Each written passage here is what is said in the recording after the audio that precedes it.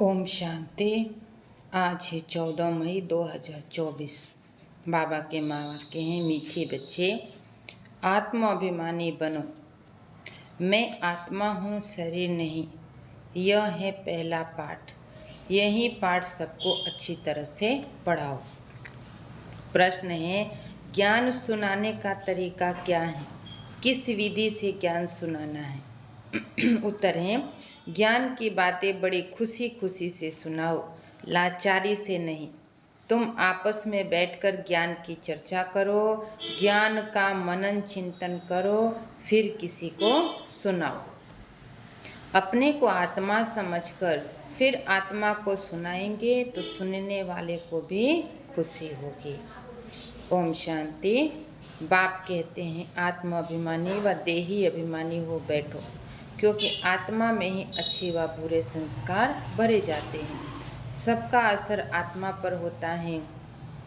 आत्मा को ही पतित कहा जाता है। पतित आत्मा कहा जाता है तो जरूर जीव आत्मा ही होगी। आत्मा शरीर के साथ ही होगी। पहली बात कहते हैं, आत्मा होकर बैठो। अपने को शरीर नहीं आत्मा समझकर बैठो। आत्मा ही इन ऑर्गन्स को चलाती हैं। घड़ी घड़ी अपने को आत्मा समझने से परमात्मा याद आएगा।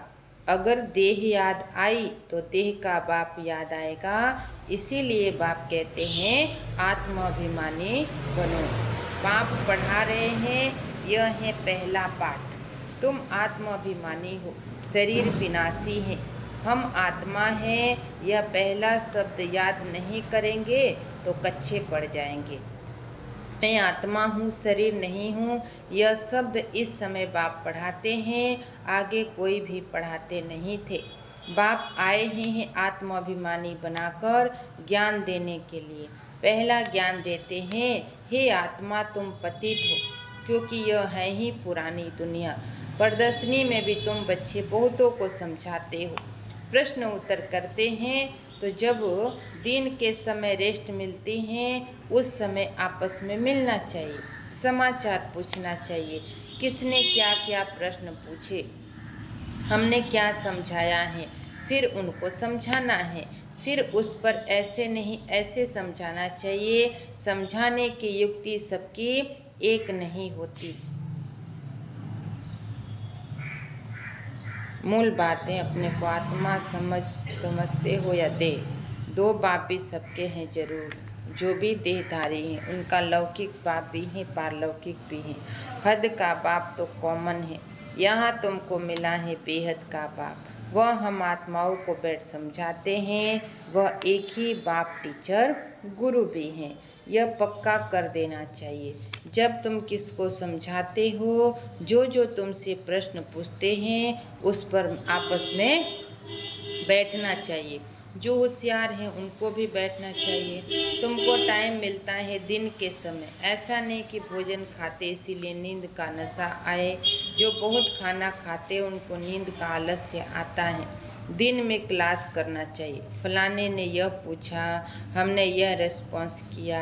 प्रश्न तो भिन्न भिन्न पूछेंगे, उनको रेस्पॉन्स भी चाहिए, रियल देखना चाहिए। उनको कशिश में लाया, सेटिस्फाई किया, नहीं तो फिर करेक्शन निकालनी चाहिए। जो होशियार है उनको भी बैठना चाहिए। ऐसे नहीं खाया खाया जल्दी नींद आए।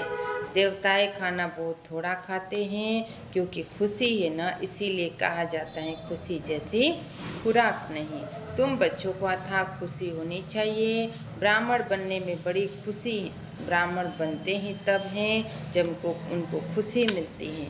देवताओं को खुशी है ना, क्योंकि उनके पास धन आदि बहुत हैं। अच्छा, मीठे मीठे सिक्की लदे बच्चों प्रति माता पिता बाप दादा का याद प्यार और गुड मॉर्निंग। रूहानी बाप के रूहानी बच्चों को नमस्ते। हम रूहानी बच्चों की रूहानी बाप दादा को याद प्यार गुड मॉर्निंग, नमस्ते नमस्ते नमस्ते। शुक्रिया बाबा, शुक्रिया।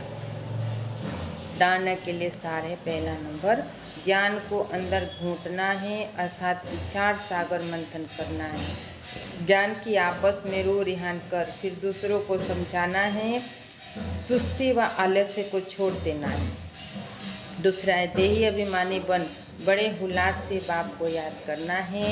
सदा इसी नशे में रहना है कि हम बाप के पास आए हैं कौड़ी से हीरा बनने, हम ईश्वरीय संतान हैं।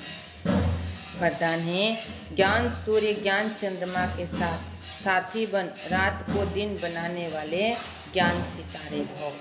जैसे वह सितारे रात में प्रकट होते हैं, ऐसे आप रूहानी सितारे, चमकते हुए सितारे भी ब्रह्मा की रात में प्रकट होते हैं। वह सितारे रात को दिन नहीं बनाते, लेकिन आप ज्ञान सूर्य ज्ञान चंद्रमा के साथी बन रात को दिन बनाते हैं। वो आकाश के सितारे, आप धरती के सितारे हो। वह प्रकृति की सत्ता या परमात्मा सितारे हो। जैसे प्रकृति के तारामंडल में अनेक प्रकार के सितारे चमकते हुए दिखाई देते हैं, ऐसे आप परमात्मा तारामंडल में चमकते हुए रूहानी सितारे। स्लोगन सेवा का चांस मिलना अर्थात दुआओं से जोड़ी बनना। अच्छा।